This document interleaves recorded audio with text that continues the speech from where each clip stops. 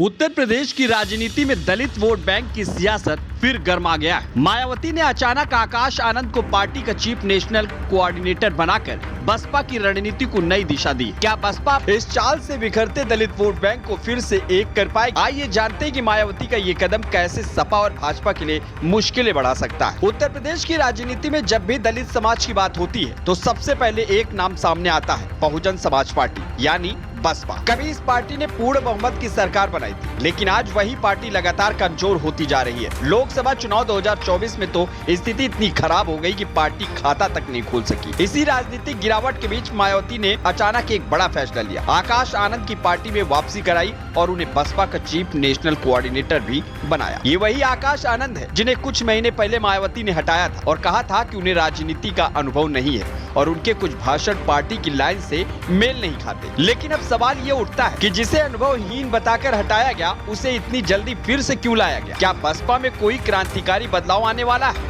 या ये सिर्फ एक मजबूरी में लिया गया फैसला है? असल में बसपा इस वक्त उस मोड़ पर खड़ी है जहां या तो उसकी वापसी होगी या फिर उसका सफाया। और मायावती को इस बात का पूरा अंदाजा है कि 2024 के लोकसभा चुनाव में पार्टी को यूपी में 9% वोट मिले, जबकि 2019 में ये आंकड़ा 19% के करीब था। यानी 5 साल में बसपा ने लगभग आधे वोट खो दिए। वहीं दूसरी तरफ बीजेपी और समाजवादी पार्टी दोनों ने दलित वोट बैंक में सेंध लगाने की पूरी कोशिश की। बीजेपी ने अपने पसमानदा एजेंडे, अनुसूचित जाति को लाभ देने वाली योजनाओं और फ्री राशन, आवास जैसी स्कीम्स के जरिए दलित समाज को साधा। वहीं सपा ने दलित चेहरों को आगे बढ़ाकर एक बड़ा संकेत दिया कि अब वह भी दलित नेतृत्व को आगे लाने के लिए तैयार है। ऐसे में मायावती को यह एहसास हुआ कि अगर पार्टी को बचाना है तो किसी ऐसे चेहरे की जरूरत है जो एक साथ दलित युवाओं को कनेक्ट कर सके और सोशल मीडिया पर एक्टिव हो। आकाश आनंद वही चेहरा है। वो युवा है, सोशल मीडिया पर एक्टिव रहते हैं, दलित मुद्दों पर खुलकर बोलते हैं और उनकी भाषा आम युवाओं को अपील करती है। हालांकि चुनाव से पहले जब आकाश आनंद को साइडलाइन किया गया था तो खुद मायावती ने कहा था कि पार्टी फिलहाल सीनियर नेताओं के अनुभव से ही चलेगी। लेकिन अब जब पार्टी की हालत और खराब हो चुकी है तब उन्हीं आकाश आनंद को वापस लाना ये साबित करता है कि बसपा अब एक्सपेरिमेंट करने को मजबूर है। मायावती जानती है कि अगर 2027 में विधानसभा चुनाव तक पार्टी को जमीन पर खड़ा करना है तो उन्हें एक ऐसा चेहरा चाहिए जो जनता से बात करे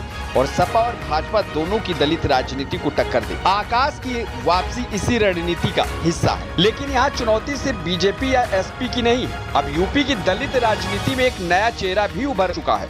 भीम आर्मी के प्रमुख चंद्रशेखर आजाद 2024 के चुनाव में उन्होंने नगीना सीट से जीत दर्ज कर ये साबित कर दिया कि दलित वोटर अब विकल्प ढूंढ रहा है। वो सिर्फ मायावती या बीएसपी के साथ बंधा नहीं रहना चाहता। ये भी एक बड़ा कारण है कि मायावती को अब आकाश आनंद जैसे युवा चेहरों को फिर से सामने लाना पड़ा ताकि वो इस चुनौती का जवाब दे सके। ऐसे में अब ये सवाल उठता है कि क्या दलित वोट बैंक दोबारा मायावती के इर्द गिर्द सिमटेगा या फिर बीजेपी और सपा की सोशल इंजीनियरिंग उसे पूरी तरह तोड़ देगी। Bureau report, UP news.